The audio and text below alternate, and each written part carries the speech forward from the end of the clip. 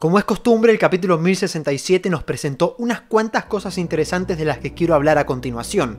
Intentaré explicar la posible activación de Kuma, el origen del dios del amanecer, el sueño digital de Vegapunk y algún que otro tema que esté dando vueltas.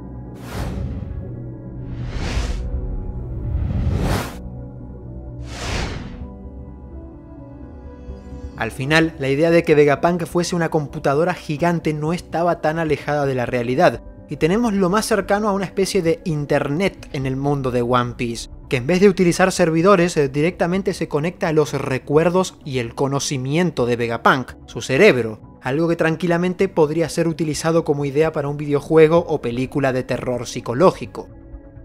Su deseo de que todos puedan conectarse y compartir conocimientos y pensamientos a través de esa Wikipedia de la conciencia para mí no es más que un presagio de lo que podremos llegar a ver en un futuro no muy lejano.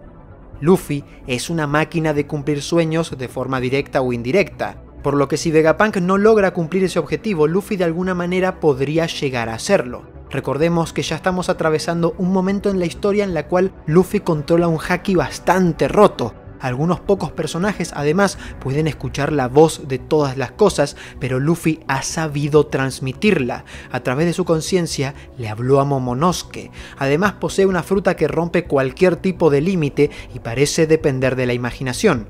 Hace un tiempo en relación a esto, y atención porro, teoricé la posibilidad de que Luffy pueda transmitir su voz incluso a través del tiempo. Que alguien hace 800 años pueda haber sentido la presencia de Luffy, así como Madame Charlie pudo prevenir el futuro. Por lo que no me parece tan descabellado, dependiendo del contexto, que algún día Luffy pueda hacer que todo el mundo escuche su voz, que todos compartan un mismo sentimiento aunque sea por unos pocos segundos, logrando así una verdadera conexión universal. De todas maneras, y quitando esa idea fumadísima, no quedan dudas de que todos esos conocimientos científicos e históricos del mundo que hoy se almacenan de forma secreta, tarde o temprano serán revelados a todo el mundo, y que muy seguramente vendrán de la mano con el One Piece.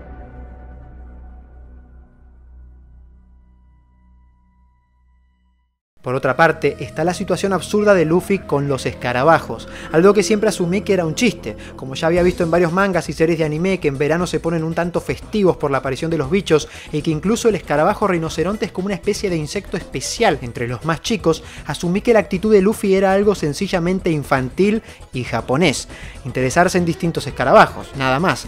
De hecho, en un momento Chopper le preguntó a Luffy qué era más grandioso, si un escarabajo Atlas o el One Piece, y Luffy dudó en responder.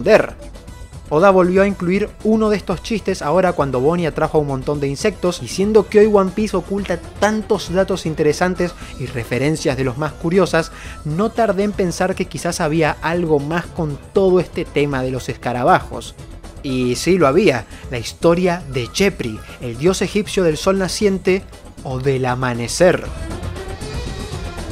Resulta que en Egipto hubo varios dioses en relación al sol que después intentaron unificar en uno solo y hubo como una especie de desmadre, pero básicamente se decía que Ra, el principal de todos, se manifestaba a lo largo del día de diferentes formas dependiendo de la ubicación en la que se encontraba el sol en el cielo.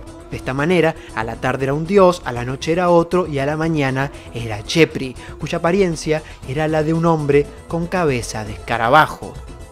El motivo por el cual se le dio al escarabajo un rol tan importante era porque estos insectos colocaban sus huevos en unas bolas de excremento que luego empujaban para trasladarlas hasta unos huecos en el suelo. Al ver cómo de esas bolas nacían otros escarabajos, pasaron a suponer que ellos se podían regenerar a sí mismos, se podían volver a crear, por lo que empezaron a comparar el amanecer con una especie de resurgimiento del sol que se creaba a sí mismo, igual que los escarabajos, y pasaron a graficar la aparición del sol en la mañana con un dios con cabeza de escarabajo que se encargaba de empujarlo a través del cielo, convirtiéndose así en el dios del amanecer. Chepri era conocido también como el dios del sol del este, algo que siempre hemos comparado con Luffy desde la revelación de Nika por el hecho de haber nacido en el East Blue y haberse encargado de llevar el sol por todo el mundo. Obviamente no creo que vayamos a ver alguna explicación de esto dentro de la historia, no me veo un escarabajo gigante siendo parte fundamental del siglo vacío, ni mucho menos, y tampoco me imagino a una especie de culto de Chepri adaptado en el manga. Pero la conexión de Luffy y los escarabajos con toda esta historia se me hace muy llamativa. Finalmente, otra cosa que me gustaría mencionar del capítulo es la posibilidad de que el autómata gigante que apareció hace 200 años en Mary Joyce haya sido no tanto para atacar a los dragones celestiales en sí, sino para buscar algo que esté oculto en este territorio. De todas formas, me intriga saber si actuaba bajo propia voluntad, como los autómatas de la luna, o si tenían alguna misión preprogramada, como Kuma. Hablaré más adelante en otra ocasión sobre este robot porque lo quiero conectar con otros sucesos sin que este video se haga muy eterno. Pero esa comparación con Kuma y su misión preprogramada me lleva a pensar que la activación que vimos de él al final del capítulo puede estar relacionada a lo mismo. Creo que Kuma puede estar conectado a ese internet de Vegapunk y de ser así es posible que algún evento específico pudiera despertarlo automáticamente. Dicho evento es más que evidente. Los agentes del gobierno del Cypherpol aparecieron en Egghead y Vegapunk ya se enteró. Tiene la intención de escapar de la isla con la ayuda de Luffy, tal como anticipé en mi análisis del capítulo 1064, en donde hice hincapié en que de seguro estaba esperando a Luffy, mientras que Shaka se prepara para la batalla porque se negó a una orden gubernamental.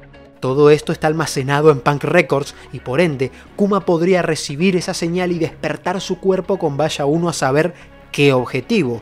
Está escapando de forma automática y quizás con la misma intención del autómata del siglo vacío, regresar a Mary Joyce. Recordemos que él en un principio era un esclavo en esa tierra.